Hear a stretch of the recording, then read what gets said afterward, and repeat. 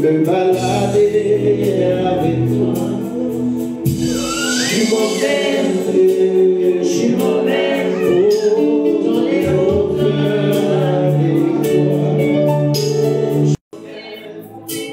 Tu m'emmènes me balader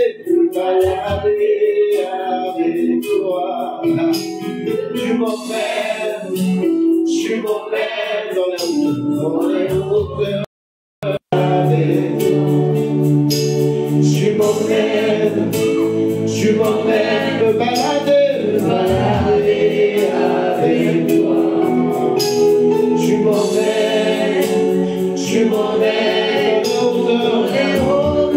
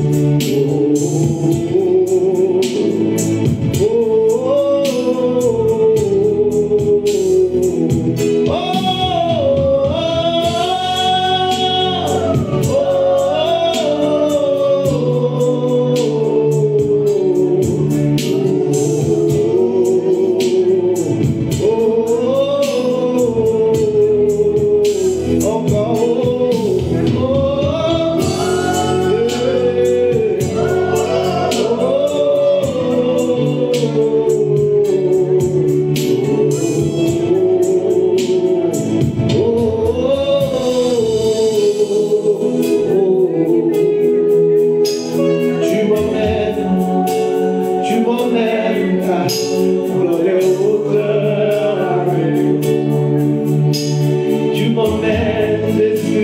Tu m'emmènes me balader avec toi. Encore tu m'emmènes dans les hauteurs avec toi. Jésus, tu m'emmènes, oh ah, tu m'emmènes me balader avec toi. Yahweh, tu m'emmènes dans les hauteurs avec toi. Tu m'emmènes me balader avec toi. Laisse-moi ému, pardon, c'est vrai.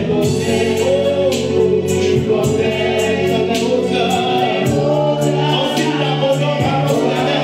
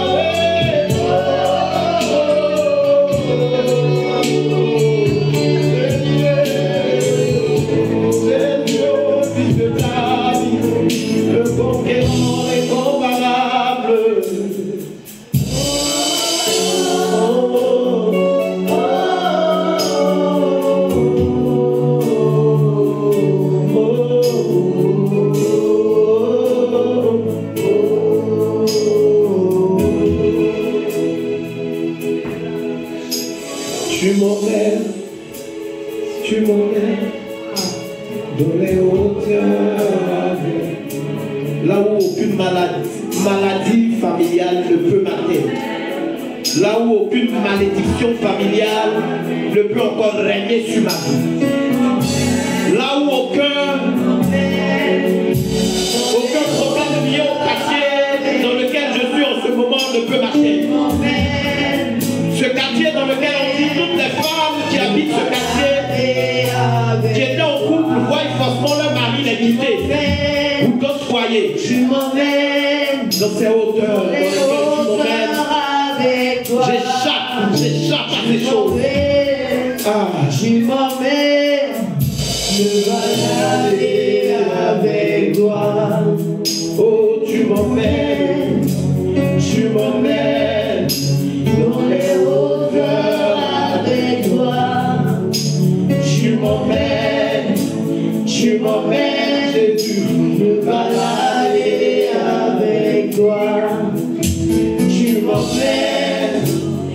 m'emmènes dans les hauteurs avec toi.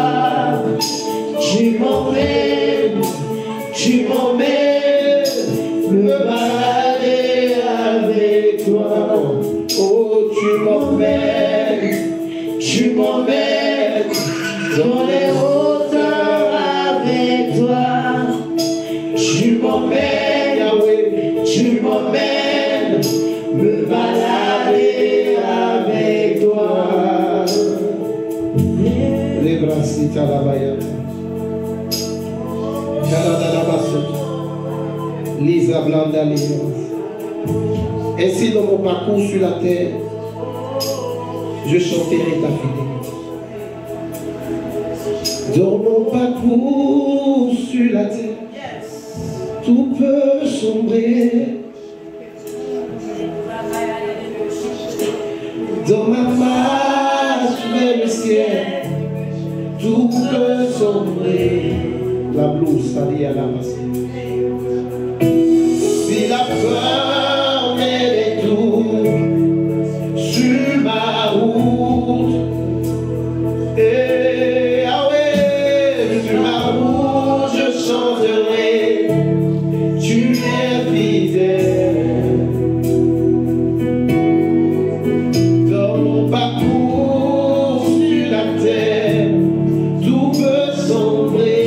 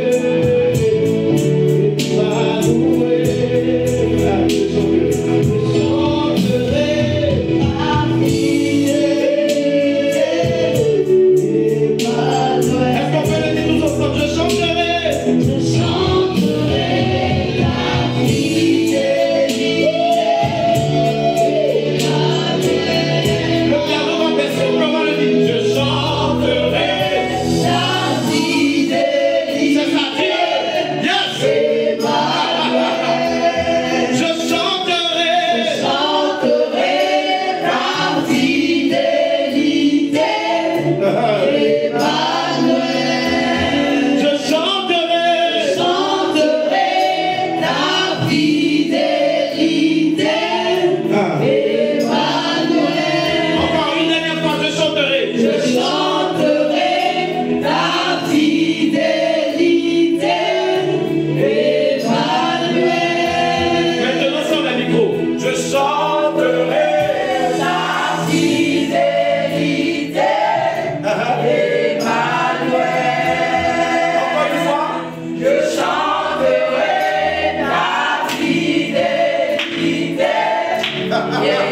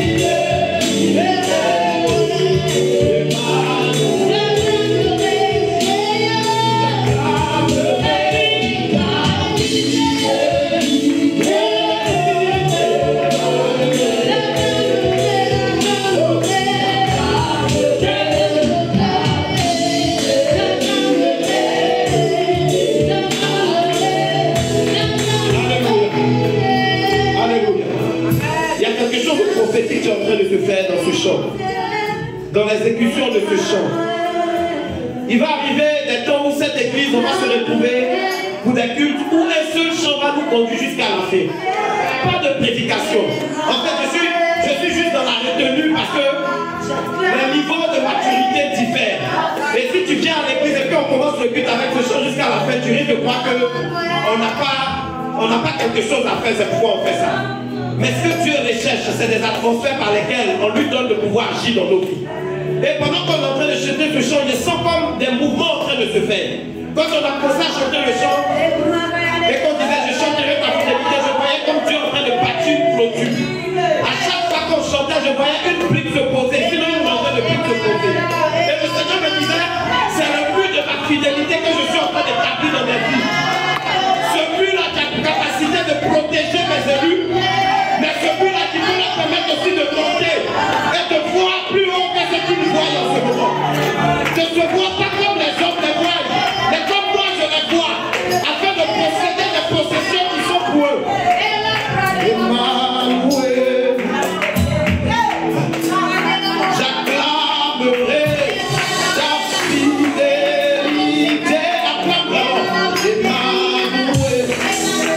acclamations sont en train de produire des accélérations.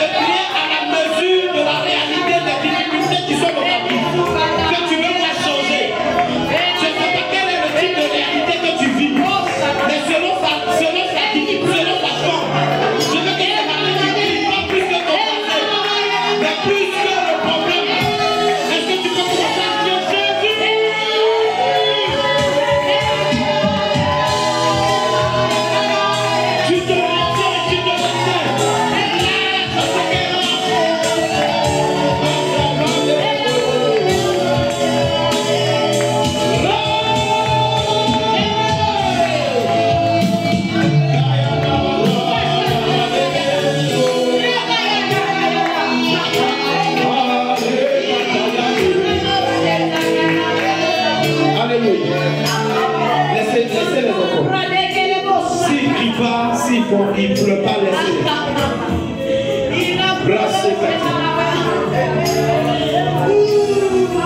Alléluia.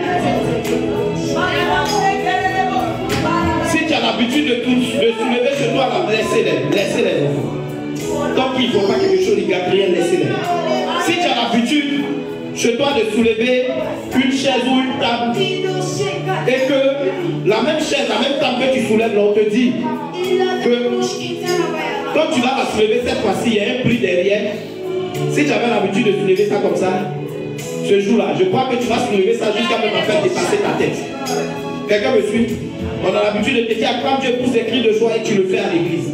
Je suis en train de te dire que le cri que tu dois pousser maintenant, c'est un cri qui est censé bousculer quelque chose au devant de toi. C'est un cri qui est censé changer une atmosphère dans ta vie. C'est un cri qui est censé déplacer des choses qui ne sont pas bien placées dans ta vie. Je veux que tu pousses le cri en fonction de cette dimension. Est-ce que tu peux dire Jésus?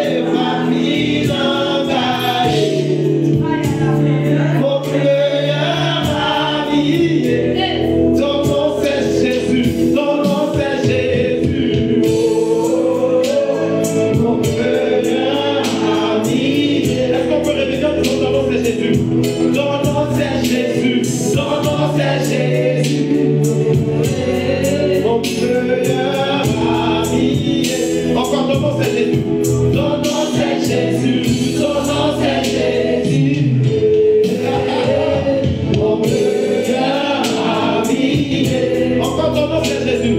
Son nom c'est Jésus. Son nom c'est Jésus. Mon meilleur ami. Est-ce que tu peux acclamer Jésus? Jésus, mon meilleur ami. Alléluia. Gloire à Dieu. Gloire à Dieu. J'ai une soif dans mon cœur. C'est de voir des chrétiens, des chrétiennes qui, quand ils sont à l'église, ils comprennent chaque chose qu'ils font. Au point où on leur demande pas de le faire. On les aide juste à bien le faire. Quelqu'un me suit? Parce qu'en vérité, c'est que donne du résultat solide à ta présence à l'église, c'est de comprendre que quand on dit le temps de mourir, c'est une merveilleuse opportunité de te démarquer des autres. Alléluia. C'est de comprendre que quand on te parle du temps d'adoration, ce n'est pas le temps où tu as jugé si les chants chantent bien ou pas. C'est le temps où tu as montré à Dieu que toi, tellement tu l'aimes, même quand quelqu'un chante mal, tu ne tiens pas compte de ce qu'elle chante. Tu la prends juste comme étant quelqu'un qui est en train de te dire que c'est le moment de te libérer dans la main de Dieu. Quelqu'un me suit? Ça ne veut pas dire que pendant qu'elle est en train de chanter, toi tu allais chanter, ah Jéricho, non. Parce que c'est pas, tu n'as pas besoin toi-même de ce désordre. Mais en fait, pendant qu'elle chante, ça te donne l'opportunité de rentrer en toi et de pouvoir en fait exprimer à Jésus dans ce temps de chants qu'elle chante là, des chants qui sont dans ton cœur. Je répète, c'est pas de chanter autre chose. Mais même si tu ne chantes pas autre chose, ton cœur s'exprime, ton âme s'exprime. Au point où la chambre doit même pas te dire prosterne-toi. Quand on adore Dieu, on ne fait pas debout ou assis. Non. En fait, tu dois même, avant qu'elle va dire voir que tu es déjà couché. Quelqu'un me suit? Pas pour les yeux des gens, mais parce que tu sais que c'est un moment extraordinaire, un moment particulier. Tu te dois d'être observé de manière particulière. Alléluia. Quand on dit le temps de la parole, c'est le moment où tu refuses que ton téléphone puisse te déranger ou que ton voisin te dérange. Vous savez, c'est que donne des résultats à ceux qui sont dans l'occultisme. Je répète, ce n'est pas parce que leur Dieu est fort. D'ailleurs, j'ai envie de vous choquer, ils n'ont même pas de Dieu. Ils ont des démons qui les séduisent. Parce qu'il n'y a qu'un seul Dieu. Dis avec moi Jésus. Je dis, il n'y a qu'un seul Dieu. Voilà, tu as compris. Dis avec moi Jésus-Christ de Nazareth. C'est lui le véritable Dieu. Toutes les autres citations là, ce sont des séductions. Mais ce que fait que les gens ont des résultats avec ces démons qu'ils adorent, c'est que les actes qu'ils posent, ils comprennent c'est quoi ils sont en train de faire. Au point où tu peux voir un ministre d'État à un carrefour, à une heure tardive, en train de se ridiculiser. Il n'est pas gêné de le faire. Parce qu'il sait que dans l'obéissance à cette attitude-là, c'est là qu'il va avoir une visitation démoniaque qui va lui faire changer de situation. Je ne sais pas si vous me suivez. Le problème qu'on a avec l'Église, avec nous les chrétiens, c'est que les actes qu'on pose, on ne comprend pas le sens. Parfois, on a l'impression que c'est juste le dirigeant qui veut montrer qu'il sait haranguer les gens. Quand il dit acclamons le Seigneur. Pour nous, genre le gars, il veut mesurer un peu comment il est fort. Donc souvent, quand tu as envie de le descendre, tu es arrêté puis tu fais comme ça. Vous me suivez? Parce que pour toi, ce qu'il est en train de te dire là, c'est juste pour mesurer que lui, il sait haranguer les gens. Maintenant, il peut arriver même que le dirigeant lui-même soit un gros ignorant qui ne sait pas qu'il est en train de conduire les gens dans des choses spirituelles. Amen. Donc peut-être que le matin, quand il vient, quand il s'habille de sorte parce que qu'à un moment donné, il est en train de parler, il est en train de modérer, il fait tourner la caméra sa chaussette, on voit la marque. Vous voyez un peu ce genre de scénario qu'on a souvent dans nos églises. Soit les gens qui conduisent le peuple de Dieu sont ignorants de la portée de ce qu'ils font, soit le peuple de Dieu, celui qui est devant peut savoir ce qu'il fait, mais eux ils savent pas ce qu'ils sont en train de t'appeler à faire. Ça fait que souvent on vient à l'église et puis on ressort de l'église comme on est venu. Oh, il ne devrait pas en être ici. Amen. Quelqu'un me suit? Amen. Parce que je t'assure, peut-être que tu attends la fin de la prière pour qu'on dise temps de ministère, le temps où l'homme de Dieu prie pour les gens là, pour être guéri peut-être d'un mal de dos. Mais Dieu, il va, même si l'homme de Dieu finit même et puis il crie sur toi, il crache sur toi, il met le feu sur toi, Dieu lui de partir le mal de dos là. Parce que Dieu voulait que ça puisse partir pendant le temps de la louange. Amen. C'est pendant que la chante de temps dit boti, boti, boti, boti, et puis tu as fait comme ça. C'est là qu'il voulait que ça tombe. Quelqu'un me suit?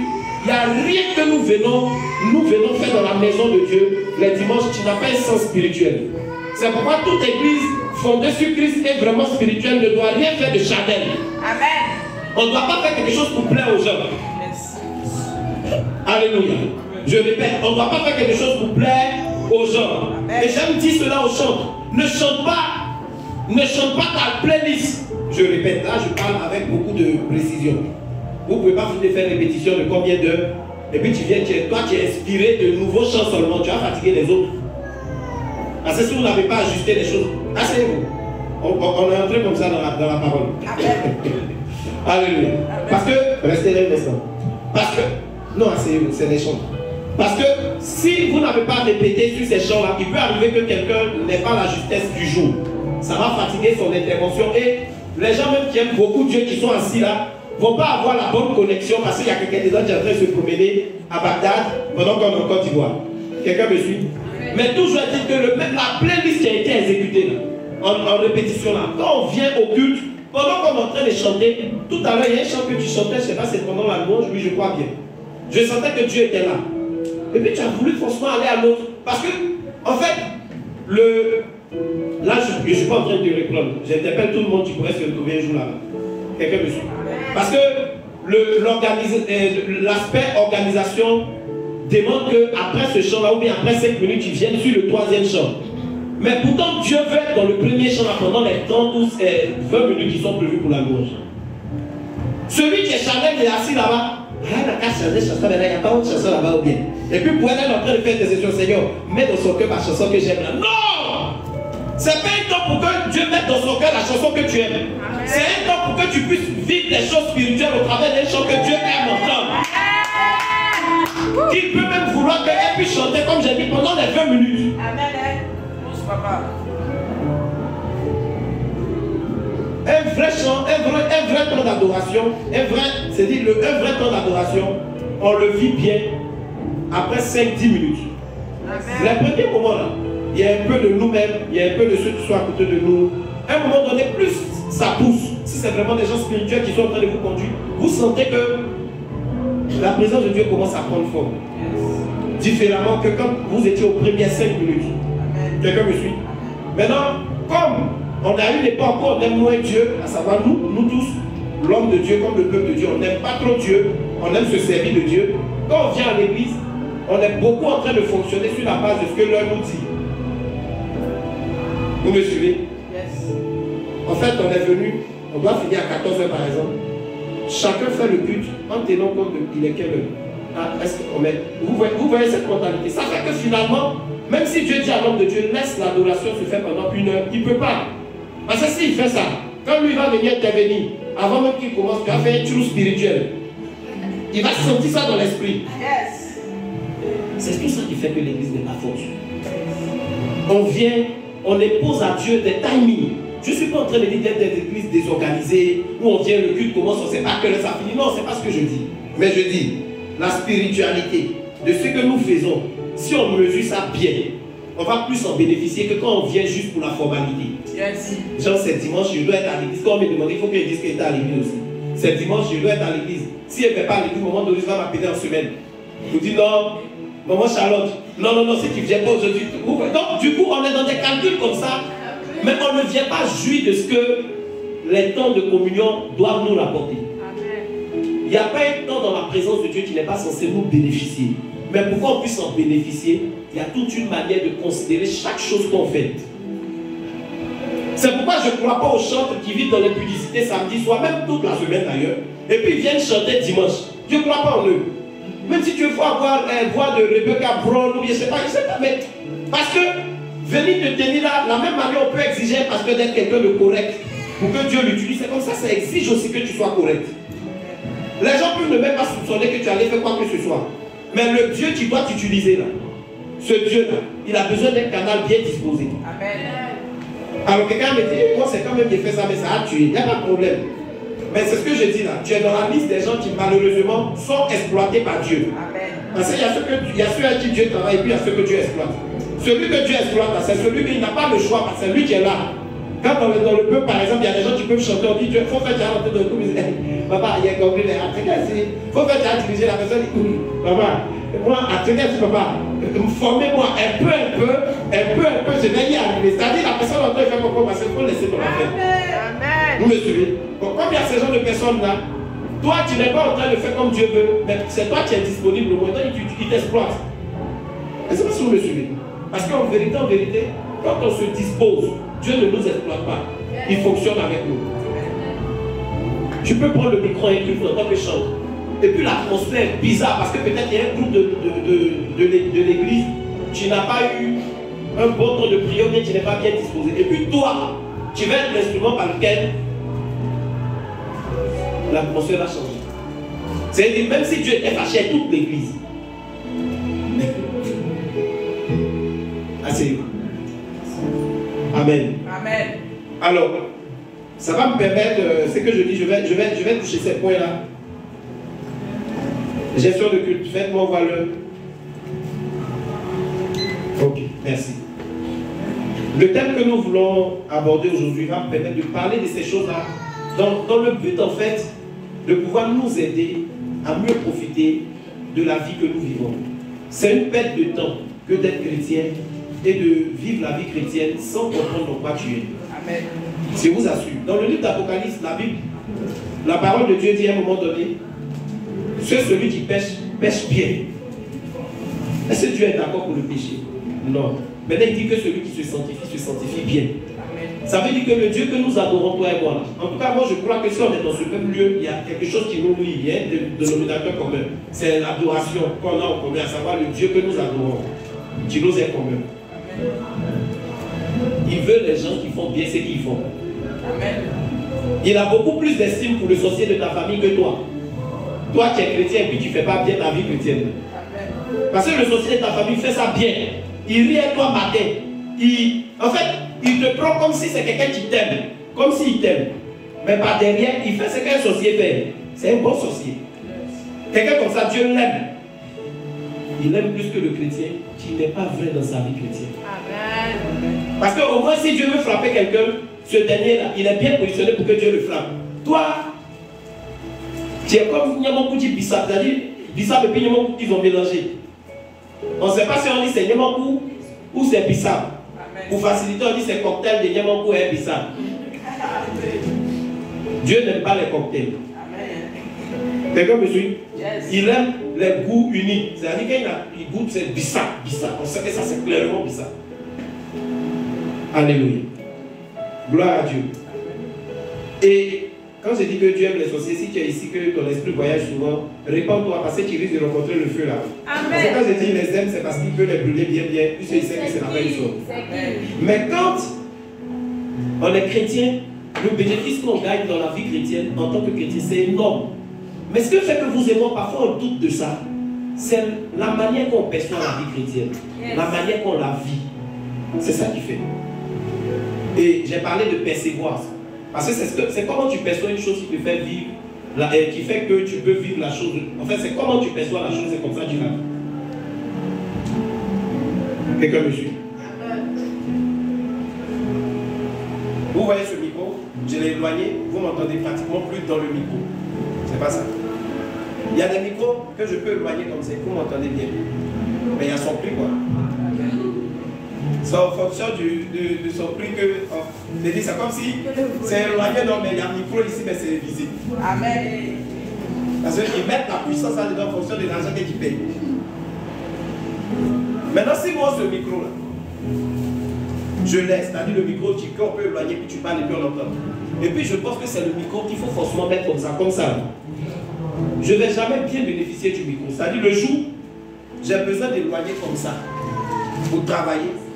Je vais croire que ce n'est pas possible. Donc j'ai toujours en train de mettre ça comme ça. Or, s'il me faut avoir ma main éloignée pour être en train de bien prêcher, ça va m'empêcher de donner le meilleur. Quelqu'un me suit? Nous avons des téléphones Android, presque nous tous. Ces téléphones que nous avons là, il y a des téléphones, tu peux faire des choses que tu n'as pas besoin d'aller payer appareil photo pour faire. Mais tant que tu ne sais pas que le téléphone là peut faire le travail de l'appareil photo que tu veux aller payer, ça sera dans ta main. Et puis tu vas aller payer appareil photo. Parce que tu vas te dire que non, ce n'est pas un appareil photo. Or, il y a des capacités dans le téléphone là qui font que ce que tu veux avoir avec appareil photo, ça peut faire ça. Yes. Ce que fait que notre vie chrétienne, on ne la vit pas comme ça devrait être, c'est comme on l'aperçoit. Et ce matin, le Seigneur veut nous aider.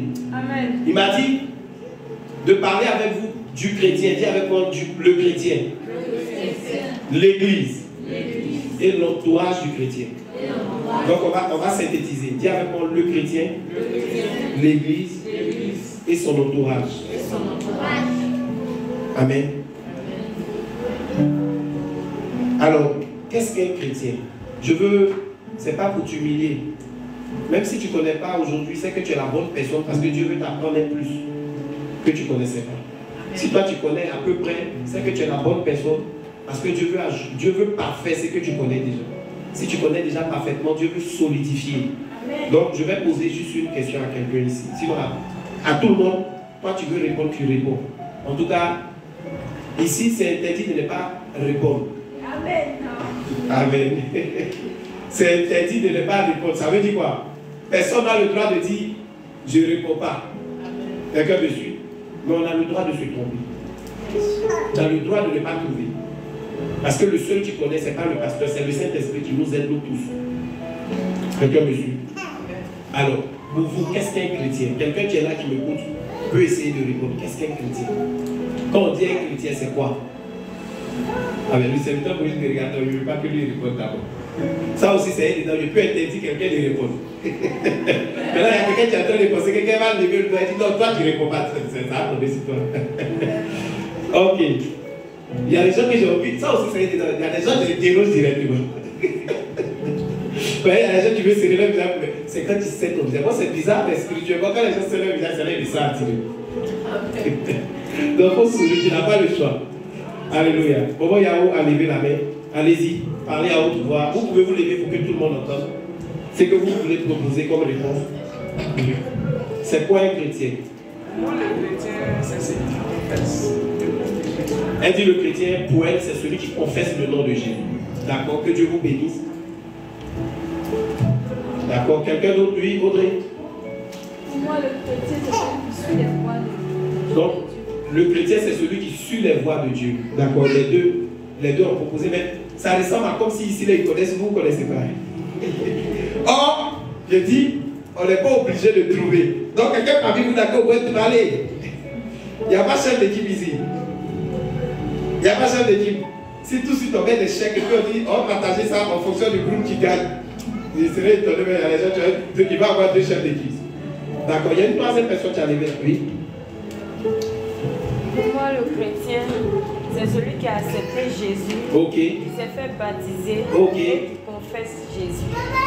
Celui qui a accepté Jésus. Qui s'est fait baptiser, qui marche dans les voies de Jésus, c'est qui confesse Et Jésus. tu confesses Jésus. Amen. Amen. Que Dieu vous bénisse. Alors, on va s'arrêter à elle, sauf si quelqu'un veut franchement dire quelque chose d'accord. Pourquoi je m'arrête à elle? Pas parce qu'elle a trouvé plus que tous celles qui ont déjà parlé, mais pour qu'on puisse gagner encore.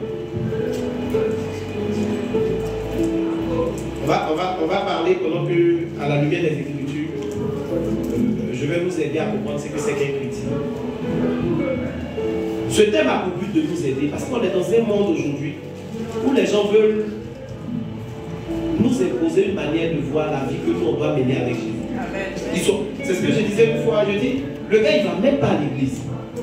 Il n'a jamais même ouvert la Bible, mais c'est lui qui veut expliquer comment un bon pasteur doit se comporter. Et il est au quartier, il arrive à influencer des gens qui ont grandi dans des familles chrétiennes. Parce qu'on n'a pas encore compris que, attendez, moi je suis pasteur, est-ce que c'est moi qui dois dire comment un imam doit se comporter? S'il y a quelqu'un qui veut être imam, celui qui doit l'instruire, c'est peut-être un imam, un dévancier. C'est-à-dire quelqu'un qui est déjà dans la même fonction il y a longtemps. Mais si moi, en tant que pasteur, je viens vers un jeune qui veut être imam, amen. Si je viens vers un jeune qui veut être imam, c'est pour l'évangéliser pour qu'il devienne chrétien. Quelqu'un, vous? Amen. Je répète, s'il y a un jeune qui dit que lui, il veut être imam, et puis moi, en tant que pasteur, lui, moi, on se croise. C'est pour changer ses projets. Pour qu'il se donne à Jésus. Mais je ne vais pas lui expliquer comment un imam doit se comporter. Parce que je n'en ai pas, en fait, j'ai même envie de dire, je n'en suis pas digne. Mais à notre époque, beaucoup d'entre nous ici, on se laisse guider par des gens qui ne connaissent rien même de la vie chrétienne. Parce qu'ils veulent nous expliquer comment un chrétien doit être. Vous me suivez? Et ça fait qu'on n'a pas d'impact en tant que chrétien. Puisque les gens nous disent, C'est qu'on doit être, tandis qu'ils ne sont pas ceux qui doivent nous dire ça. Et puis c'est avec ça que nous on marche. Quelqu'un me suit? Je vais dire quelque chose, écoutez-moi bien, ne cherchez pas à vous fixer pour derrière. En règle générale, parce que Dieu fait grâce à des gens de façon exceptionnelle. Donc je vais dire ça, ce que je veux dire c'est en règle générale. Pour que tu puisses donner conseil à une femme qui est dans le foyer, il faut être quelqu'un qui est déjà dans le foyer. Et à la limite, un peu d'expérience de vie de couple que elle. J'ai dit en règle générale, parce qu'il y a des gens, Dieu leur a donné une certaine sagesse. Et je vais parler de la sagesse. Vous allez voir qu'il y a des sagesses, c'est sur la base du vécu. Mais il y a des sagesses surnaturelles. La personne n'a pas l'âge pour ça, mais elle est en train de te parler. Tu sens que ce n'est pas elle qui te parle, ce n'est pas son âge. Yes. Parce que sur le plan spirituel, aucune personne ici n'a son âge physique. C'est ça les sorciers ont compris, puis ils utilisent vos enfants pour vous combattre. Amen. Parce que vous voyez les petits corps, eux ils voient les grands qui sont dans les petits corps. Amen. C'est pourquoi vous pouvez voir des enfants qui ont du mal à faire comme des enfants. C'est ceux dont l'esprit est déjà conscient de qui ils sont. Mais c'est des enfants à protéger, parce que si tu ne les protèges pas, il y a des grandes personnes qui vont se sentir attirées par eux. Puisqu'ils ne dégagent rien d'un enfant. Vous avez déjà rencontré des enfants, ils parlent de petit. Tu es choqué parce que sa taille est petite, mais seulement que tu es avec une grande personne. Amen. Spirituellement, personne ici. Si tu as 60 ans, spirituellement, tu es quelqu'un qui a 200 ans ou plus que ça. Parce qu'avant que tu vas naître physiquement, tu existais déjà. Amen. Donc, il y a des gens qui ont une telle, il y a des classes comme ça sur la terre. Mais, en règle générale, pour que tu sois quelqu'un en train de donner un conseil sur la vie de couple, soit tu as déjà connu un mariage, donc ta position de quelqu'un qui a déjà connu le mariage peut donner à quelqu'un d'être averti sur comment elle peut perdre son mariage. C'est pourquoi avec Dieu, ce qui est merveilleux avec le Dieu qu'on adore, c'est qu'il n'y a pas d'échec. Amen. Ce que peut être considéré par les autres comme l'échec peut devenir une occasion pour toi d'enseigner des gens. Amen. Yes. Quelqu'un est en train de me suivre? Tu peux aider des gens à ne pas faire des erreurs que tu as faites. Tu peux aider des gens à ne pas être ignorant comme tu as été ignorant.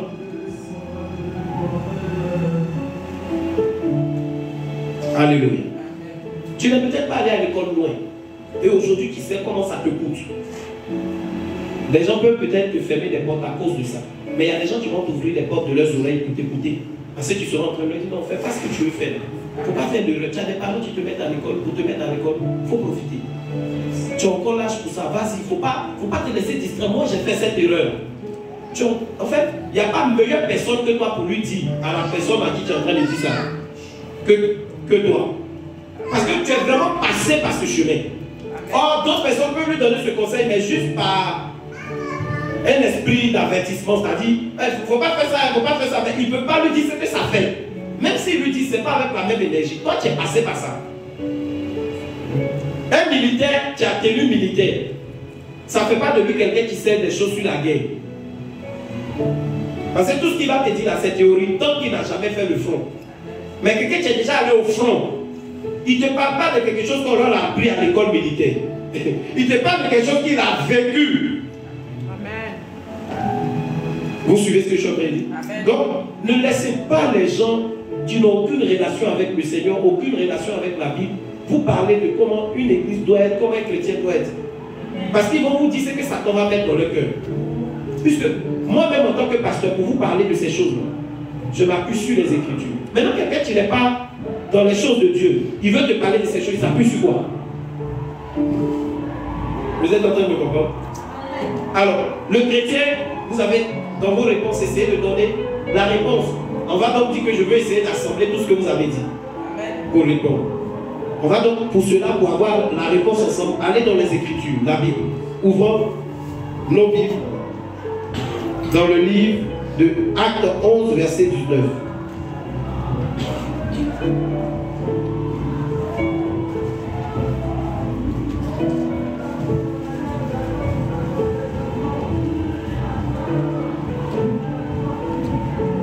Acte 11, verset 19 à 26. Si quelqu'un a trouvé que la personne ne soit pas limite, ça peut être toi, tu peux lire pour nous. Acte chapitre 11, Nouveau Testament, le livre de Actes des Apôtres, verset 19 à 26. Ah, verset 19. Ceux qui avaient été dispersés par la persécution survenue à l'occasion d'Étienne allaient jusqu'en Phénicie, dans l'île de Chypre et à Antioche, annonçant la parole seulement aux Juifs. Le verset 20. Il y eut cependant parmi eux quelques hommes de Chypre et de Cyrène qui, étant venus à Antioche, s'adressèrent aussi aux Grecs et leur annonçaient la bonne nouvelle du Seigneur Jésus. Verset 21. La main du Seigneur était avec eux, et un grand nombre de personnes crurent et se convertit au Seigneur. Verset 22. Le bruit en parvint aux oreilles des membres de l'église de Jérusalem. Et ils envoyèrent Barnabas jusqu'à Antioche. Verset 23. Lorsqu'il fut arrivé et qu'ils eurent vu la grâce de Dieu, il s'en réjouit et il les exhorta tous à rester d'un cœur ferme, attaché au Seigneur. Verset 24. Car c'était un homme de bien, plein d'Esprit Saint et de foi. Et une... Un jour, les gens seront en train de raconter l'histoire du mouvement que Dieu est en train de faire avec nous en tant qu'Église, appelée Cité des adorateurs de Christ. Amen. Et ça va donner la joie à des gens, ça va fortifier des gens. Amen. Alors, ce jour, le texte qu'on vient de lire est un texte qui relate une histoire, un épisode de la vie des premiers chrétiens. Maintenant, quand je dis des premiers chrétiens, prêtez bien attention. Le livre de Actes des Apôtres, en son chapitre 11, le verset 19 à 26 qu'on vient de lire, c'est dans ce livre, c'est dans cette partie-là que le nom chrétien est né. Maintenant, c'est quoi un chrétien? À la lumière de la Bible et au regard du texte qu'on vient de lire. Un chrétien, c'est celui qui a cru en la bonne nouvelle de Jésus-Christ qui lui a été annoncée. Amen. Et qui s'est converti à cela. Nous sommes une église avec des illustrations et on n'a pas pour l'instant des mannequins que vous trouvez dans les boutiques que les gens habillent et puis sont bloqués comme ça, ils ne bougent jamais. Donc souvent, je vais vous faire bouger. Quand on va les payer, vous allez rester à vos places. Comment vous venez? Venez. Il n'y a pas les mannequins, donc vous êtes nos mannequins. Comment vous venez? On va faire nos exemples de ce matin rapidement. You are the God of power. Ikemo. Voici deux dames de la même famille. Amen. Il faut qu'on leur trouve un nouveau nom aujourd'hui. On doit leur donner le nom. Elisabeth. Chantal. Non, le nom de famille. Un nom de famille un peu dur de l'Ouest. Yo. Yo. Ozoa. Non, Yo. Maintenant, Yo là, c'est le nom de papa. Mais chacun doit avoir son nom. Qui veut y? J'ai pu ordonner.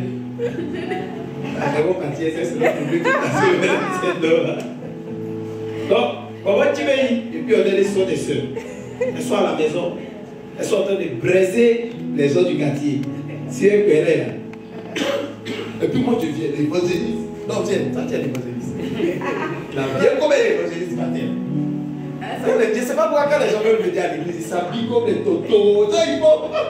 J'aime bien ça. Non, je suis content de comment tu as habillé. Mais je veux dire, ne soyez pas dérangés par qui vous êtes. C'est pourquoi quand souvent on évangélise des gens dehors, non, il faut voir comment je suis habillé, porter ta paix. Tu dis, mais attends, quand tu es en train de marcher, Dieu ne te voit pas. Quand tu es dans ta touche, excusez-moi, nu là, Dieu ne te voit pas. Il te voit. Si c'est ce que tu as, une église où les gens sont vraiment convertis, ils ne vont pas te mépriser. Le pasteur va pas dire, bon, je dois prier pour les gens, mais toi, bon, dimanche prochain, quand tu vas bien t'habiller, il y a prier pour toi. S'ils ont vraiment Jésus. Maintenant, si tu veux t'habiller comme un ministre, il n'y a pas de problème. Soyez vous-même. Amen. Amen. Amen. Maintenant, Josie, si toi tu sais qu'est-ce que tu portes, si tu n'as pas mis foulard dessus, le frère Oscar, de là où il est assis, il va faire tout le cul sur toi. Il faut en venir avec ton foulard, c'est tout. Là, quand tu as porté, le pasteur pourra bien prêcher, il ne va pas avoir l'impression qu'il doit briser l'esprit des eaux. Amen. Quelqu'un me suit. C'est tout, mais soyez vous-même. Amen. Soyez vrai. C'est ce que donne à Jésus de nous aider. Et puis c'est ça qui fait le vrai témoignage. Amen. Amen. Donc, comment tu veux y? Et puis Josie, elles sont en train de... Non, pas Josie. Elles sont en train de presser les gens. Bon, elles sont gênées quand elles disent ça. Non, on va dire, elles sont en train de poser, faire les projets de la famille. Amen. Sinon, vous savez que c'est pas ça qu'on fait souvent dans la maison. Donc, elle parle. Et puis l'évangéliste vient, il a attrapé sa Bible même. Il annonce. Donc, je parle pour toi, comme si c'est pas tout à fait faire les gestes. Jésus vous aime. Soulève ta Bible là, comme on fait là. Jésus vous aime, il a donné sa vie à la croix pour que vous soyez sauvés. Vous voyez que non. Et il a vu les femmes là, un peu apouture, un peu skinny, et puis elle pourra donner son inspiration de ce côté. Mais il prêche avec tout son cœur. Les deux entendent. Vous me suivez?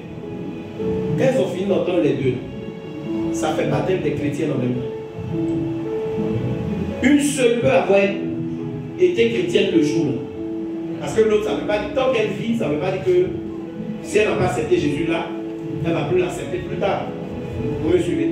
Voilà. Mais celle qui a écouté ce qu'il a dit, et puis elle a accepté cette bonne nouvelle qu'il annonçait, et puis elle a confessé Jésus ce jour, elle a cru, elle a décidé de se convertir à ce qu'il dit, c'est elle qui est chrétienne.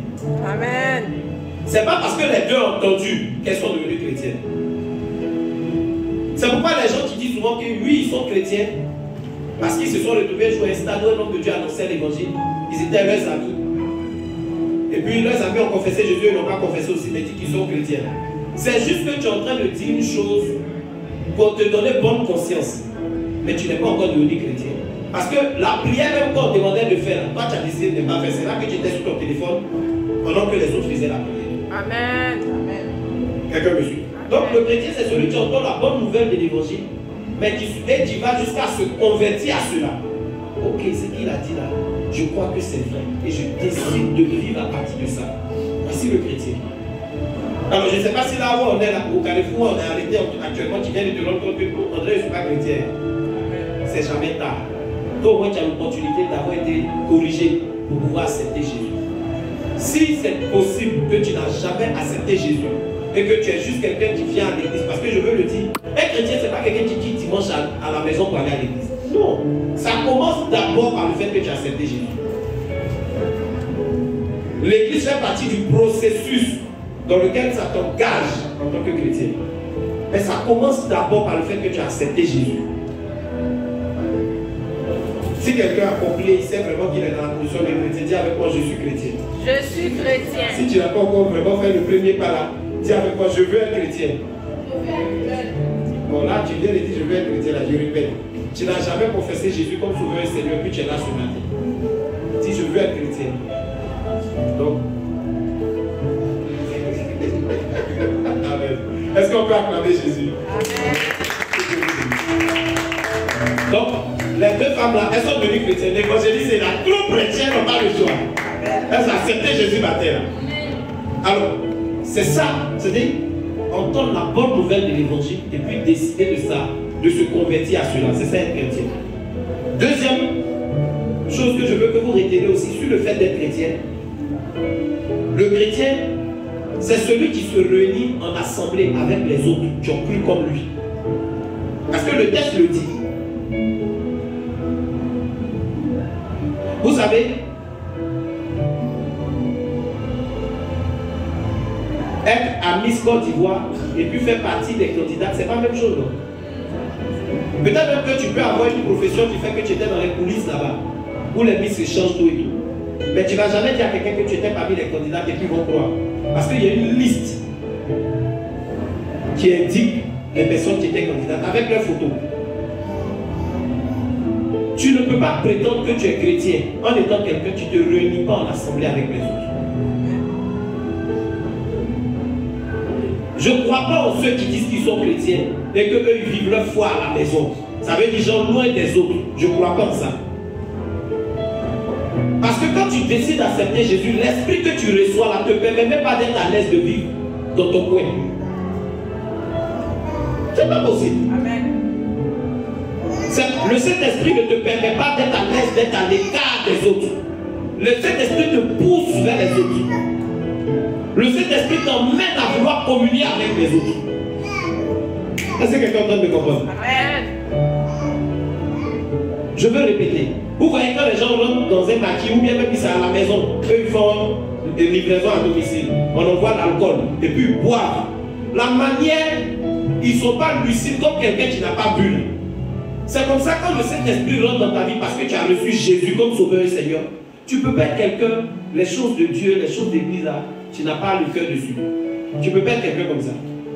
Ton cœur est attiré vers les choses d'église. Ton cœur est attiré vers les choses où les autres qui ont aussi le Saint-Esprit comme toi là se trouvent. Je prie le Seigneur que sa grâce descende sur ce secteur de Yopougon là. Mais il y a un secteur à Yopougon, afin qu'il y ait des conversions à Jésus bien sûr. Il y a un secteur à Yopougon où on trouve les PD. Je ne sais pas si vous me comprenez. Ils sont partout, je sais. Quelqu'un me suit. Il y en a à Bambélé, il y en a à Washington, il y en a à Maryland, il y en a partout. Mais même dans chaque pays, il y a un secteur où c'est comme s'il y a une concentration des gens qui pratiquent ces choses. Parce qu'ils ont le même esprit. Si tu as vraiment reçu Jésus, parce que je répète et je le dis souvent ici, je vais le dire jusqu'à ce que Jésus m'enlève. Quand tu acceptes Jésus comme Sauveur et Seigneur, c'est là que le Saint-Esprit vient en toi. Le Saint-Esprit ne vient pas en toi parce que tu connais son nom. Le Saint-Esprit ne vient pas en toi parce que tu chantes Saint-Esprit, révèle-toi. Le Saint-Esprit ne vient pas en toi parce que tu as tellement un loup gourmet que tu es dans la chambre. Esprit de Dieu, bouge. C'est pas ça qui fait que le Saint-Esprit vient en toi. Le Saint-Esprit vient en toi quand tu reçois Jésus comme Sauveur et Seigneur. C'est la première condition. Il n'y a pas de chérie dedans. Maintenant, quand le Saint-Esprit est en toi, il te pousse vers des choses, il t'emmène. Quand je suis parfois dans les bus, je suis parfois dans la rue en train d'évangéliser, je peux comprendre que les gens soient choqués. Il n'a pas honte. Je ne peux pas avoir honte. Mon père est là. Ça m'empêche d'avoir honte. Ça, ceux qui ont bu par le passé, parce que je veux croire que tu bois plus quand tu bois l'eau. Ils savent que quand ça arrive à un niveau où tu es rassasié, tu n'es pas quelqu'un qui te gêne toi-même. C'est ça qui te gêne. Quand tu as le Saint-Esprit en toi, parce que tu as reçu Jésus, tu n'es plus quelqu'un. Tu es dérangé par les choses de la maison de Dieu. Au contraire, tu es poussé vers ça. Ne pas aller à l'église dimanche, c'est un problème pour toi. Il y a un niveau même où quand matin tu te réveilles, tu ne peux pas quand la journée passe là. Tu n'es pas à l'aise. Ça te permet à toi, par le passé, tu vivais les choses comme ça. Ça te permet de comprendre aussi à quel niveau ton Saint-Esprit arrive. On dirait le verre est vide. Ça doit remplir un peu encore. Avant, tu avais un problème quand tu ne lisais pas la Bible, maintenant, tu ne priais pas. Pendant la journée, tu n'es pas à l'aise. On peut te voir, tu es un peu comme nerveuse. Quand on dit il y a quoi, tu dis il n'y a rien, mais en fait, c'est que tu n'as pas encore prié. Donc tu es dérangé. Maintenant, une semaine, 2 semaines, tu ne peux pas même. Chantal, 2 jours, on ne pas prier. Il faut laisser God est dans ma papa, God est dans ma vie. Il y a un problème. Sinon, quand le Saint-Esprit est là, tu sens que tu dois avoir des temps de communion. Quand le Saint-Esprit est là, tu sais que dimanche, c'est pas qu'on doit t'appeler pour. Tu vois tous les efforts les gens font là. On doit l'appeler par Dieu. Si on n'a pas appelé mardi, qu'on l'appelle samedi, il va dire c'est à cause des églises, il va appeler. Moi, il ne fait pas. Tu vois tous les efforts les gens font dimanche matin, ils doivent t'appeler. On t'appelle. Ah, c'est aujourd'hui, non? Comme si tu ne sais plus que toi, tu vas chez Accuse. C'est-à-dire, tu vois un peu les efforts que les gens font pour t'emmener à venir à l'église. Quand le Saint-Esprit est dans ta vie, toi-même qui fais ces efforts-là sur toi. Toi-même qui fais ces efforts-là sur toi. Eux, ils prennent ça maintenant pour chercher à gagner des gens qui n'ont pas encore Jésus dans leur vie. Amen. Donc, un chrétien, c'est celui qui entend la bonne nouvelle de Jésus et qui reçoit Jésus dans sa vie. Donc, qui devient quelqu'un qui se convertit à la bonne nouvelle qu'il entend. Deuxièmement, c'est quelqu'un qui prend part aux assemblées de chrétiens. vous devez avoir un cœur, si vous vraiment vous êtes converti à Jésus, qui accepte de prendre part aux assemblées chrétiennes. Amen. Dis avec moi, ça devient ma vie. Amen. Dis avec moi, se réunir avec les autres tous les dimanches, ça devient ma vie. Amen, amen. Dernier point que je veux évoquer par rapport à qu'est-ce qu'un chrétien pour nous aider à comprendre et bien profiter de notre position de chrétien. C'est celui qui enseigne la parole de Dieu et à qui on enseigne la parole de Dieu. Ah, pasteur, ça c'est pour les pasteurs, enseigner là. Mais je vais te dire une vérité ce matin. Les pasteurs que nous sommes avons le devoir de vous aider à être des gens qui font bien ce que vous avez à faire. C'est pourquoi je dis, je ne crois pas dans l'église. Et je ne crois pas que dans cette église, il va y avoir des stars. La seule star, c'est Jésus. Amen. On peut être important entre les mains de Jésus, mais on n'est pas star. Yes. Vous me suivez? Amen. Je suis peut-être important dans les mains de Jésus, mais je ne suis pas star. Je ne suis pas censé être celui que quand vous me voyez, vous vous mettez à genoux, bien vous vous couchez pour. Non. Non, non. Je suis juste dans une position où je dois vous aider à être des gens qui prêchaient la parole. Maintenant, j'explique ce que ça signifie. Tu vas te retrouver à des endroits où des gens auront besoin d'entendre l'évangile. Je ne parle même pas de dire aux gens, je vous ai donné vos vie à Jésus. Tu te retrouves au travail. Tu travailles peut-être dans le domaine de la coiffure. Tu as des collègues. Une vie de difficultés. Tu sens qu'elle est en train de broyer du noir. Elle parle même de suicide. Tu n'es pas pasteur, mais tu as la capacité de lui dire, ma soeur, il ne faut pas laisser le découragement t'atteindre. Tu sais, moi Jésus, c'est lui qui m'aide aujourd'hui. Sinon, je suis passé là où tu es passé. Ça, c'est la parole que tu es en train d'enseigner comme ça. Amen. Si. Il faut te fortifier. En tout cas, il y a te porter en prière. Tu as dit, pourquoi il ne sait pas prier? Quel lui est porté en prière? Ça, c'est pas il sait prier. Mais même le mot que tu es en train de lui dire, même si tu ne vas pas prier, le fait qu'elle sache qu'il y a quelqu'un qui est en train de dire que je vais porter ton problème vers toi, ça va fortifier. Quand les gens qui ne sont pas convertis, les ministres, les personnalités, nous voyons en tant qu'hommes de Dieu, ce qu'ils recherchent premièrement, ce n'est pas qu'ils soient exaucés, c'est de voir qu'on prie pour eux. Amen. Je répète. C'est toi le chrétien, tu connais afin de tu dois être exaucé et voici le signe. Eux, ils ne connaissent pas tout ça. Le seul fait de voir que les gens prient pour eux, ça les satisfait. Parce que les psychologues, là, les gens qui font la psychologie, ceux que les gens vont consulter, quand vous regardez des films, est-ce que quand quelqu'un est paralytique, son pied est penché comme ça, et puis il rentre chez le gars comme ça, il sort et puis c'est redressé. C'est à l'église que quelqu'un peut venir, son pied est paralytique et puis il reçoit souvent c'est redressé par la puissance de Jésus. Amen. Mais dans ces coins-là, quelqu'un qui a un pied, qui est malade, un handicapé, mais qui a un problème à cause de ça, c'est-à-dire émotionnellement, il se sent comme quelqu'un qui n'a pas de valeur, il a l'impression que vraiment lui-même c'est mieux qu'il meure. Et il va rentrer là-bas, le gars ne va pas redresser son pied, mais le seul fait que le gars va l'écouter, ça le rétablit. Yes. Ça va, vous me suivez? Amen. Vous allez dire, ah, c'est ce qu'il lui dit après là qu'il fait. Non, ça commence d'abord par le fait qu'il se sent écouté. Amen. C'est pourquoi nous les pasteurs, parfois quand les gens viennent nous voir, on les écoute. Souvent même tu peux dire à la personne, attends, après je vais prier, puis après je vais te parler. Tu vas peut-être jamais lui parler du sujet là après. Mais le fait que tu l'as écouté, ça va décharger. Amen. Mais nous, on n'a pas que ça. Parce qu'on n'est pas des psychologues. On a aussi le pouvoir, la puissance. Quand je dis n'oubliez pas de toi chrétien, moi chrétien. Parce que le pasteur c'est d'abord un chrétien. Amen. Amen. On a aussi le pouvoir qui transforme la situation. Donc vous en tant que chrétien, vous avez en tant que chrétien, vous avez cette responsabilité de prêcher la parole et d'être aussi des gens à qui on prêche la parole. Ça va? Amen. Ça va? Amen. C'est pas trop lourd pour vous? Vous comprenez? Ok. Alors si c'est ça être un chrétien, je veux vous dire la valeur, c'est que fait peser notre vie de chrétien. Que ça soit ton partage. Amen. Alléluia. Amen. Gloire à Dieu. Amen. Alors la véritable valeur du christianisme repose sur le fait de donner et non de recevoir. Et quand je dis donner, pardonnez, stopper, mettez pause à l'argent. Le donner, c'est donner son temps, donner sa vie. C'est pas...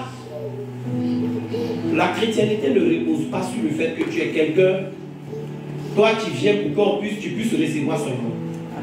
Quand j'entends quelqu'un dire, non, moi je suis fâché, il vient, je dis ok. Pourquoi? Parce qu'on n'a pas appelé. Soit. Ceux qui doivent appeler aussi, appeler les gens. Pourquoi vous les appelez? Mais je veux que tu saches que à la base, dimanche on va parler, parce que j'ai dit qu'on dit le chrétien, l'église et son entourage. Quand on va parler de l'église, vous et moi on va savoir ce que c'est que notre place.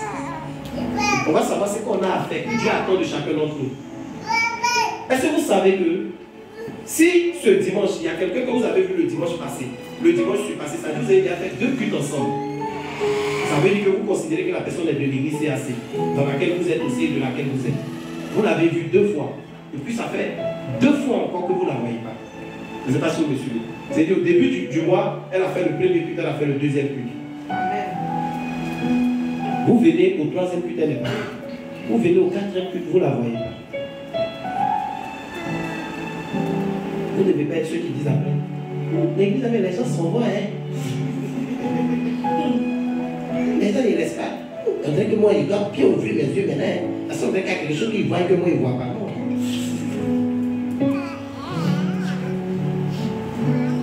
Bonjour, pasteur.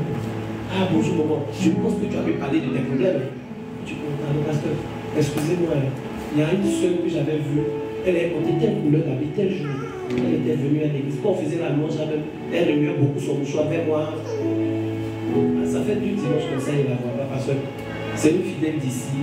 Est-ce qu'il y a une autre église? Le pasteur va te répondre. Tu as été étonné ce jour-là, quand il va prier de toute façon, tu as senti l'onction. Oui! Parce que tu es en train de t'intéresser à des choses qui peuvent faire que Dieu va lui donner l'onction pour transformer ta vie. Amen. Vu que c'est une soeur de l'église ici, elle apporte l'église. Ah, comme il ne la voit pas, parce que ça ne dérange pas si je prends son numéro. Oui, oui. En tout cas, c'est moi ce que j'ai dit. Oui, oui, oui. Donnez mon portable. Et puis tu donnes son numéro. En cours de semaine. Allô? Oh, bonjour, c'est maman Nadine. Il faut respecter, même quand elles ont 15 ans. Maman. Quand tu fais comme ça, elles se sentent bien. Mais c'est pas pour ça que je vous appelle maman. Moi, j'aime appeler les gens maman, j'aime les honorer. Ah, c'est la soeur Tant. La soeur Tant. Elle réfléchit. Nadine va chercher un peu. Non, à l'église CAC. Tu sens qu'elle est bloquée. L'église à la Palmeraie, dans tel point. En tout cas, on a fait le culte ensemble 2 fois. Mais ça fait quelques dimanches que je ne vous vois pas. En tout cas, je voulais vous saluer. Vous allez bien, oui. Ah, vous nous manquez. Tu serais étonné. Le dimanche prochain. En semaine, le pasteur n'est pas allé voir la soeur Nadine. Le pasteur n'a pas appelé la soeur Nadine. Dimanche, la soeur Nadine est là. Elle est en train de louer plus que Ziggy. Parce que ton appel l'a fortifié. Maintenant, je vais te dire, mais pasteur, c'est que le pasteur n'a pas appelé. Le pasteur même peut appeler Nadine, mais ça ne va pas faire le même résultat que ce que toi tu es en train de faire. Parce qu'à la base des appels du pasteur, Nadine voit ça très orienté et très intéressé. Toi, ton appel, elle ne voit pas ça comme ça. En fait, le rôle du pasteur n'est pas ton rôle. Mais ton rôle, là, le pasteur ne peut pas l'avoir. Quand nous sommes église, nous le sommes pour pouvoir nous édifier, nous fortifier. Amen. C'est pourquoi je dis, je crois une église où le pasteur n'est pas star. Je crois une église où quelqu'un va venir s'arrêter ici un matin. Alléluia. Alléluia. Ça, c'est quand Dieu a fait dans la vie des gens, c'est quoi il faut entrer dans ta part. Alléluia. Bien aimé, Alléluia. Tu vois, souvent le pasteur s'est dit, on dirait qu'elle va prêcher à ma place. Est-ce que quelqu'un peut acclamer Jésus? Si elle est pétée avec nous. Et puis elle lance son témoignage. Cette semaine, en tout cas, j'avais mal à la tête. Elle lance son témoignage. En tout cas, ma tête, on dirait que c'est explosé. J'aime les gens qui savent notre témoignage comme ça. Et je te l'ai dit, où Jésus, où Jésus, où Jésus m'a dit, Jésus, où? Et puis j'ai eu l'appel, mon téléphone a sonné. Quelqu'un s'attend à entendre, le pasteur m'a appelé. Et puis elle entend, ah, la soeur, elle ne connaît peut-être pas bien son nom. La soeur Gérard, là c'est comme si la soeur fait semblant d'être elle est elle m'a appelé, depuis qu'elle m'a appelé, ma soeur commence à dire, et actuellement, je suis malade. Et puis on a prié. La soeur là, elle ne s'est pas encore priée pour qu'elle paralytique se lève. Elle-même, c'est de quoi tu sois dans sa vie, là, c'est pas encore fini. Mais le simple fait qu'elle a dit, Seigneur Jésus, guéris ma soeur. Ça guérit la dernière. C'est pas le pasteur qui est passé par là-bas. Il y a juste eu un partage, une communion fraternelle qui a eu lieu. Amen. C'est même pas ta prière qui l'a guéri. Yes. C'est l'atmosphère que vous avez créée. L'atmosphère qui est née de l'appel. Vous voyez? Et ça vient de lui donner d'être fortifié dans sa foi chrétienne. Dis avec moi, je suis un chrétien. Un chrétien qui a accepté Jésus. Un chrétien qui a accepté la bonne nouvelle. Qui s'est converti à elle. Je suis un chrétien. Un chrétien qui se réunit en assemblée avec les autres. Je suis un chrétien. Un chrétien qui enseigne la parole. Et à qui on enseigne la parole. Et on reconnaît ma chrétienté par le cœur de celui qui veut donner. Pas celui qui vient pour seulement recevoir. Depuis que vous êtes venu ici, combien de fois vous avez entendu dire reçois ton miracle, oh, reçois, prends ton mariage. Peut-être que vous n'entendrez pas ça trop ici, mais vous verrez des gens qui vont se marier. Si. Vous verrez des gens qui vont venir rendre des témoignages de travail. Amen. Vous verrez des gens qui vont rendre des témoignages de guérison. Amen. Parce que tout ce que le Seigneur veut, c'est la présence de l'eau pour que l'ange vienne réunir.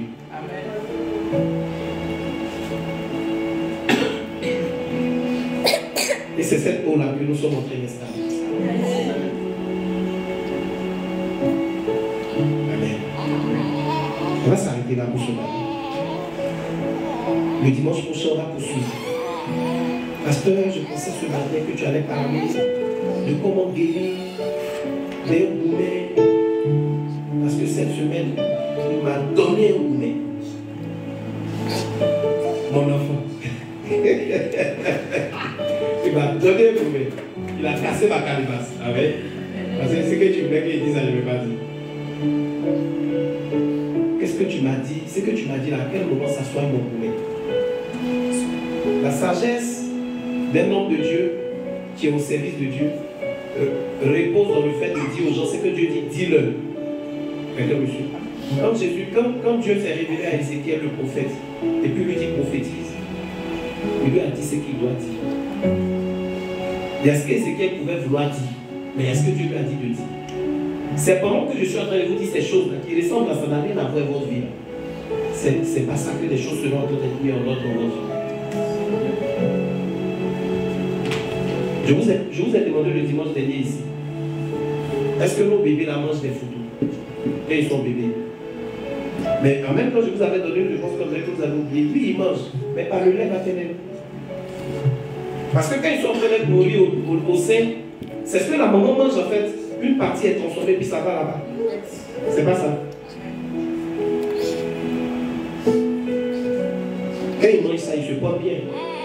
Maintenant, il y a un âge où c'est plus ça qui va les aider. Mais il faut ça pour qu'ils deviennent des gens bien, en forme, en bonne santé. Ne vous trompez pas pour dire non, mon église là, le pasteur a pris une presse, c'est pas chaud. Donc vous avez l'impression que ça ne garantit pas des transformations dans votre vie, c'est faux. Si c'est ce que Dieu veut que vous entendez, tu es en train d'être dit. C'est que vous voulez voir changer, sera en train de changer. Amen. Amen. Amen, amen, amen. Et je suis convaincu que celui qui m'envoie vous dire les choses que je vous dis est en train de mettre de l'ordre dans vos vies. Est en train de donner à vos vies d'avancer à un niveau au moment où les gens qui vous avaient laissé quelque part, en train de croire que c'est là qu'ils allaient vous trouver, quand vous le revoient, ils seraient étonnés. Une maman qui croit, je crois, en train de nous suivre en ligne, je rends très souvent son témoignage parce que c'est édifiant. Quand le Seigneur nous a mis en contact, on peut se lever, on va payer. Quand il nous a mis en contact, ils avaient un défi, son époux et elle, aux États-Unis, d'avoir leur papier. Parce que là-bas, avoir les papiers, C'est la vie. C'est pas comme chez vous ici, où vous avez votre extrait de naissance, feuille de naissance, feuille de renaissance, mais souvent ça n'a même pas de sens. Vous avez votre diplôme, votre diplôme, et puis vous chômez. Là-bas, avoir juste des papiers, ça détermine beaucoup de choses. Je n'ai pas de diplôme, mais avoir juste ces papiers, être reconnu par le gouvernement américain comme étant des personnes qui résident sur le territoire et ont le droit de résider, ça te donne accès au travail. Et puis bon travail. Mais quand Dieu, il y a des années de cela, m'a mis sur son chemin, c'était ça leur défi, le besoin de leur vie. C'est même ce que par sa grâce, il m'a révélé, pendant que j'étais en train de prier au téléphone avec sa soeur, et que je lui ai dit, je vois dans mon esprit une de tes soeurs qui est du côté des États-Unis. Je vois qu'elle a tel problème, c'est ce que Jésus m'a révélé. Puis le contact est né. Mais étonnamment, celui qui m'a révélé a fait le papier, et puis j'ai commencé à prier sur papier. Il va commencer à me dire, enseigne-lui ma parole. Enseigne-lui le fait d'avoir un cœur pour moi. Et c'est pas son suivi. C'est comme si quelqu'un dit, j'ai mal au pied, puis tu prends l'eau, puis c'est sa tête, tu masses. Voici ce à quoi ça ressemble normalement. Donc ça pouvait ressembler à je suis gauche. Mais celui qui me demandait d'être gauche là, de toute façon aujourd'hui, son gauche là c'est droitier, tu n'as pas idée. Quand la saison qu'il avait fixée pour qu'elle ait ses papiers, elle et son mari, est arrivée, ils ont eu papier, pas des délais que tout le monde vit là. C'est-à-dire, on te donne papier, c'est pour 2 ans ou 3 ans. Et puis maintenant, c'est dans ça, tu as cherché un papier d'une autre valeur. Non, eux, ils ont eu le papier là. Pour des dizaines d'années. Amen. Vous me suivez bien? Pendant que le papier était à la poste, ça devait arriver chez eux. Elle avait 4 propositions de travail. 4 rendez-vous. Je ne vous raconte pas des histoires. 4 rendez-vous de travail. Pour des entretiens. Elle était maintenant dans ce qu'on appelle l'embarras du choix. Quelqu'un a dit à Yoko quelque part, la balade du choix. Amen. 4 rendez-vous. On devait maintenant prier pour savoir là où Dieu la voulait. Est-ce que vous voyez la dimension? Elle a eu travail. Elle n'a pas encore fait un an de service. Voiture kilomètre 0. Amen. Mais c'est pas sur le sujet. Je ne suis pas en train de vous parler de ces choses pour dire que c'est ça, on vient chercher à l'église. Non. Ça, c'est les conséquences. Et dimanche, on va en parler. Pourquoi quelqu'un peut voir sa vie n'avance pas? Je prie, ma vie n'avance pas. Parce que tu ne cherches pas ce qu'il faut comme fondement. Le fondement, là, c'est pas ça que toi tu es en train de chercher. Tu cherches la conséquence du fondement. Dieu ne veut pas te donner quelque chose qui va t'écraser parce que tu n'as pas encore le poids de ça. Amen. Quand je veux sortir les enfants, puis il y a certains bagages, ma fille ou mon fils, papa, il y a prendre, il dit, je ne veux pas. Mais bientôt, c'est eux-mêmes qui ne veulent pas, il va prendre ça là-bas. Elle va dire où? Mais pourquoi je ne veux pas leur donner? Parce qu'ils n'ont pas encore l'âge pour pouvoir taper tel poids. Amen. Mais l'âge, dans le cadre de l'esprit, l'âge là, ça vient par le processus que Dieu veut. Ce n'est pas le nombre d'années. On est ici, non? Un jour, on va avoir 2 ans, 3 ans, pas dans le même coin au nom de Jésus. Il faut bien connaître les terrains, on construit tout et tout. Il y a des gens qui seront là. Ça, c'est pas toi surtout. C'est ton voisin invisible. Ou ta voisine invisible. Les gens vont les trouver ici. Ils seront en train de se plaindre de leur vie avec Dieu, de ce que les filles n'avancent pas. Et puis les gens qui les ont trouvés là, en moins d'un an, des choses vont changer dans leur vie. Parce que ces gens, ça seront en train de se concentrer sur ce que Dieu veut qu'on recherche. C'est l'une des personnes qui ma fille dont j'ai parlé, qui me rend fière. Pas à cause des changements qu'il a eu, mais à cause de ce qu'elle a supporté patiemment. Les gens lui proposaient. Hey, moi, Dieu t'aide. Chez nous au Sénégal, là-bas, on peut tuer des moutons, on fait des sacrifices pour toi. Qu'est-ce qu'il ne doit pas proposer? Les rester faire. Quand elle doit pleurer, en tout cas, je mettais mes oreilles à disposition. Mais elle ne s'attendait jamais à recevoir l'autus. Parce que c'est plutôt des réprimandes. Il faut te fortifier. La voix petit. Amen. Non, on ne dit pas, papa, quand aussi, elle a dit, il faut la fortifier, donc je vais pleurer pour elle après devant le Seigneur. Mais je lui faisais comprendre que concentre-toi sur l'essentiel. Aujourd'hui, là même, d'après ma femme, quand elle pose elle dit c'est comme ça. Quand Dieu fait les choses, c'est comme ça. Quand elle dit, c'est même plus ce que tu as dit. Pourquoi? Parce que Dieu l'a supplié au-delà de son entendement. Amen. Lève-vous les yeux fermés. Disons merci Seigneur pour ce qu'il nous a, disons-lui merci parce qu'il nous a aidés en ce matin. Il a ouvert notre esprit sur la notion de la chrétienté. Il nous a fait apprécier réellement ce que représente le fait d'être chrétien. Il nous a fait comprendre que être chrétien, c'est être à son image, être un petit Christ. Parce que lorsque les gens d'Antioche disaient aux disciples qu'ils sont chrétiens, c'est parce qu'ils remarquaient que ceux-là étaient en train de se conduire comme Jésus. Dis-lui merci pour la considération qu'il te donne de ta position. Dis-lui merci. Merci parce que ça vient te donner, de te relever de la poussière où le monde voulait te convaincre que tu devais rester. Mais je veux t'inviter également à prier. Dieu au Saint-Esprit, fortifie ma compréhension, celle que je viens d'obtenir ce matin. Fortifie-la en moi. Dis au Saint-Esprit, fortifie-la en moi.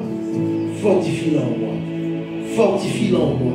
Saint-Esprit, fortifie en nous cet accès que Christ vient de nous faire avoir sur notre position. Fortifie en nous cela. Au nom de Jésus. Nous ne voulons plus être vacillants. Nous ne voulons plus douter de notre position de chrétien. Nous voulons être des gens qui apprécient au mieux cette grâce qui nous est faite. Au nom de Jésus. Amen. Amen. Gloire à Dieu. Est-ce que tu peux acclamer le Seigneur? Vous êtes bénis comme Jésus. Alors, on va, pour terminer ce moment, faire une chose que nous tous ici nous aimons et que nous savons importante pour nous. Quelqu'un qui a sa dîme, tu peux te rasseoir, s'il te plaît. Alléluia. Quand on va rentrer dans le chrétien et son entourage, vous allez voir l'importance que ça a pour nous d'être chrétiens, pour notre entourage. Amen. Ceux même parfois qui veulent nous décourager pour qu'on enlève notre pied dans la chrétienté, vous allez voir l'importance de dire le bien que ça leur fait eux, que nous on soit chrétiens. Amen. Le bénéfice que eux ils gagnent dedans. Donc dimanche on va parler du chrétien et l'église. Alléluia. Et vous allez voir la grâce, le privilège que nous avons d'être église. Gloire à Dieu. Amen. Que Dieu vous bénisse. Alors quelqu'un a dit ce matin, tu peux t'avancer.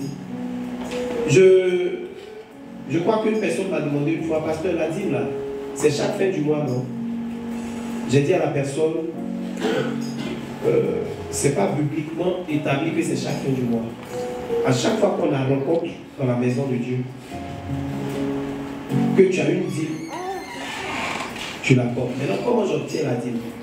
Si ce n'est pas chaque fin du mois, parce que c'est pas dans mon salaire, je suis censé enlever la dîme. La dîme ne s'enlève pas dans le salaire, la dîme s'enlève dans tout ce que rentre dans ta main. Mais pardonnez, chère madame, quand vos maris vous donnent, ou quelqu'un vous donne de l'argent pour faire commerce, il ne faut pas prendre l'argent de commerce et puis enlever 10 dedans. Mets ça dans le commerce. Et puis le bénéfice que tu as gagné, tu as payé 10 000. Tu viens de me comprendre. Sinon, ça sera plus complet. Si c'est 20 000 qu'il te faut pour payer la marchandise, quand tu enlèves 2 000 de dîmes dedans, est-ce que tu as toujours le montant qu'il faut pour ça? Non. Donc, il ne faut pas que des gens qui sont cupides, des gens qui reçoivent de l'argent, vous enseignent des choses qui sont des fardeaux qui ne sont pas bibliques. La dîme, ce n'est pas sur l'argent qu'on te donne pour investir, c'est sur le bénéfice que tu gagnes. Normalement, ton premier bénéfice a un autre nom, ça s'appelle prémisse. Je vois des gens qui connaissent qui font comme ça. C'est-à-dire quand tu vends le business que tu es en train de faire, le premier bénéfice, si tu avais l'habitude de travailler pour les gens avant, combien? Bon, prenons les autres. Tu cherches travail, puis Dieu fait grâce à eux pour ton premier salaire. C'est ça, ça s'appelle prémisse. Tu donnes. Tu as une activité que tu viens de commencer. Tu vends. Le premier bénéfice de l'activité, pas tout l'argent, hein, mais le premier bénéfice. Tu as vendu, ça fait 100 000. Tu as eu bénéfice 20 000. Le premier bénéfice. Tout est pour Dieu. Amen. Amen. Maintenant, la dîme se paye dans le bénéfice que tu vas gagner à la suite dans l'activité. La dîme, c'est dedans que tu sors ça. Ça va, on s'est bien compris. Ne prenez pas votre argent d'investissement pour lever 10 000 dedans. Ça décomplète votre investissement. Amen. Investissez. Mais promettez à Dieu que vous allez honorer ce qu'il attend de vous. Amen. La prémisse, les dîmes. Maintenant, je viens chez maman, je viens la visiter. Et puis j'enlève 50 000 euros. En tout cas, c'est pour vous. Elle n'a pas travaillé pour avoir. C'est ça, on va dire, donc c'est pas un salaire. Mais c'est Dieu qui a poussé quelqu'un. Il n'est pas obligé de dire c'est Dieu qui m'a dit. S'il est franc-maçon, il ne croit pas en ton Dieu. Mais ton Dieu l'envoie pour te donner. Amen. C'est que tu reçois tout ce que Dieu te permet d'avoir, qui rentre dans tes mains. Qui ne sont pas des montants qu'on te donne pour investir dans les activités. Prenez gratuit. Amen. Tu es en train de comprendre quelque chose? Amen. Prenez gratuit. Je vois Dieu en train de vous donner, d'avoir des entrées qui n'ont rien à voir avec vos salaires. Amen. Je vois Dieu en train de vous approvisionner. Amen. Quand tu marches dans cette dynamique, Dieu permet que tu ne manques pas d'argent. Parce qu'il sait qu'à chaque fois que quelque chose va rentrer dans ta main, tu vas venir l'honorer. C'est ça le secret. Sinon, il y a des chrétiens, des bons chrétiens, mais qui vivent qu'avec leur salaire. Parce que tout ce qu'ils savent faire, quand ils gagnent autre chose, Dieu n'a rien à voir dedans. C'est leur salaire, ils attendent pour lui donner. Donc Dieu ne voit pas de pression et d'obligation à te faire avoir des entrées en dehors de ton salaire. Amen. Hello. Amen. Alors toi, tu as qu'à dire, avance-toi. Avance-toi, viens des offrandes ce matin, prends son offrande. Amen. Amen. Je vais prier avec toi pour nos offrandes. À chaque fois que tu viens à l'église, décide d'honorer Dieu par une offrande. Moi, je dis, ce que nous faisons, c'est des offrandes d'amour. On exprime à Dieu qu'on l'aime. Quand on vient et puis on donne l'offrande, c'est comme ça que je considère ça. Alléluia. C'est pourquoi ce n'est pas un montant qui est défini de façon claire. Le dimanche dernier, je suis venu avec un montant en termes d'offrande qui était plus important que celui que j'ai aujourd'hui. Pas parce que je suis fâché à Dieu et puis j'ai décidé de diminuer, non. Mais j'ai envie de dire que j'ai une base. J'ai une base depuis quelques années. C'est comme chaque année, je me dis, j'ai commencé à un moment donné, je donnais 500. À une époque, je donnais 500. L'année qui a suivi, j'ai dit, non, ça ne peut plus être 500. Je suis arrivé à 1000 francs. L'année qui a suivi, ainsi de suite. Donc, si je dois donner l'argent, ça ne doit jamais être en bas. À cette époque-là, c'était 500. J'avais 500. Maintenant, il y a un orgueil qui voulait me gagner. Il dit, je vais quelque part, on a prié, je dois faire offrande. Je n'ai pas 500. Il dit, donc je dis, il n'y a pas fait offrande. Mais il n'y a pas 500. Pourtant, tu as 400. Dieu m'a interpellé. Puis c'est de l'orgueil. Donc, quand c'est ça que j'avais, et que je n'avais pas plus que ça, je prenais, je faisais l'offrande. Mais quand il s'agissait d'offrandes que je préparais réellement, ça devait être le minimum de 500. Quelqu'un me comprend? Jusqu'à ce que Jésus fasse grâce qu'aujourd'hui je ne suis plus ni à 1000 francs, ni à 500, tout et tout. Amen. Donc la base que j'ai, c'est la base là. Maintenant, il arrive souvent qu'il y a des vannes. Pourquoi tu voulais qu'il te dise ma base? J'ai vécu. Ma base, c'est ma base. Pourquoi il te dit ma base et puis ça a cassé toi ta base qui est plus élevée que moi? Amen. Sois dans ta base. Yes. Voilà. Mais je prie que l'année qui vient, tu aspires à autre chose et puis que Dieu te donne la capacité de ça. Amen. L'année qui vient aussi, le challenge va changer. Quand il change Dieu, on commence, c'est ce que je vous dis. Comme il est sorti un peu, il vous dit ça.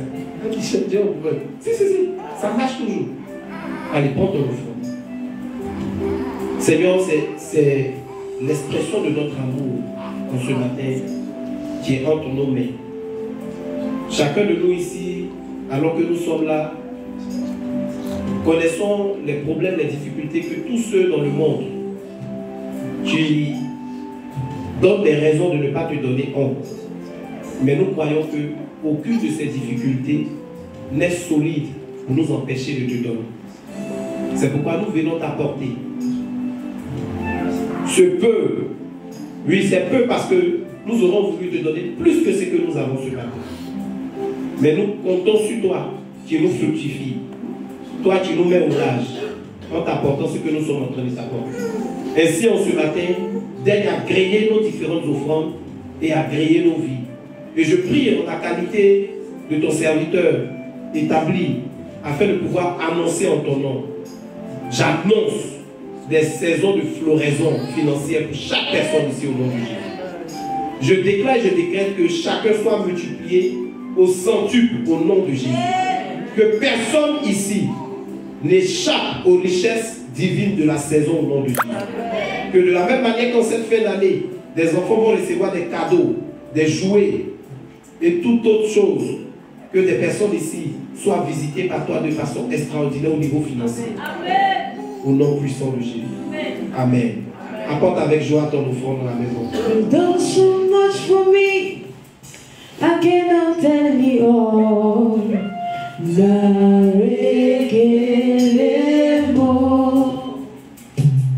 If I had 10,000 tongues, it still won't be enough.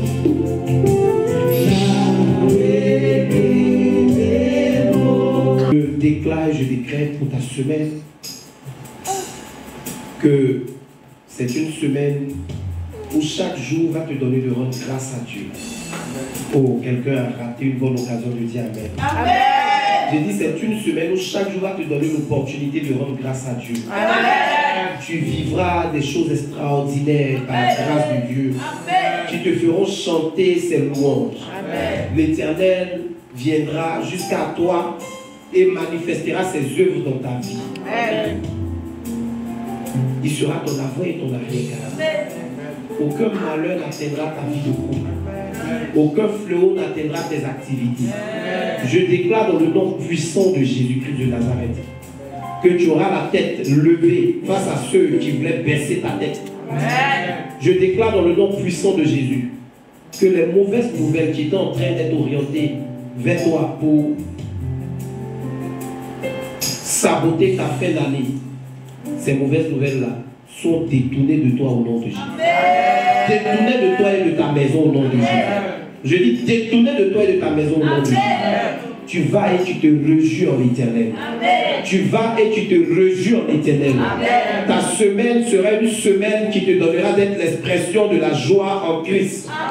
On sera qu'en Jésus-Christ il y a la joie. Par ta vie, l'on reconnaîtra qu'il y a un Dieu dans les cieux qui prend soin de ses enfants. Au nom puissant de Jésus. Amen. Amen.